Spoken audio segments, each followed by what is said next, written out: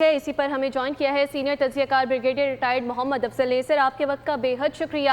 کیا کہیں گے، اتنی بڑی ڈیولپمنٹ ہے سر کہ پاکستان کا ہر شخص اس وقت نہ صرف خوش ہے بلکہ اپنے آپ کو قابل فخر بھی محسوس کر رہا ہے۔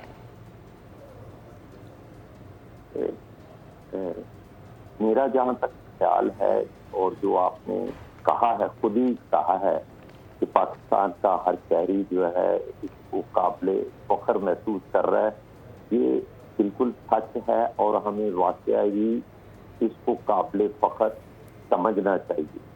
میں ایک دفعہ پہلے آپ کے ساتھ بات کرتے ہوئے کہا تھا کہ جو کچھ 25 میں انڈیا اور پاکستان کے ساتھ ہوا وہ میں نے کبھی فوجی لحاظ سے پاکستان کی تاریخ میں پہلے نہیں دیکھا تھا، اور جو آج ہوا ہے یا کل کے لیے پلانڈ ہے، یہ میں نے جو سیاسی تاریخ ہے پاکستان کی، پاکستان کے لیے اتنی بڑی کامیابی اور اتنی بڑی خوشی میں نے پہلے کبھی کی۔ یہ تو ہو گیا ایک آسپیکٹ اس کا کہ یہ کتنا بڑا ایونٹ ہے۔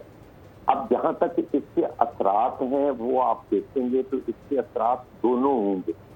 اس کے اثرات جو ہیں یعنی عسکری ملٹری اثرات بھی ہوں گے ہمارے پہ اور خطے پہ، اور اس کے اقتصادی اثرات بھی ہوں گے ہمارے پہ بھی اور خطے پہ، اور اس کے جو ہیں وہ سیاسی اثرات بھی ہوں گے۔ تو یہ تینوں قسم کے اثرات ہوں گے۔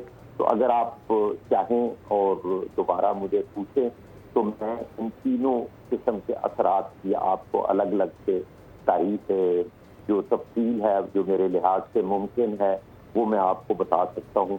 تو فی الحال میں آپ سے یہی کہوں گا کہ یہ پاکستان کی ایک بہت بڑی سیاسی اچیومنٹ ہے۔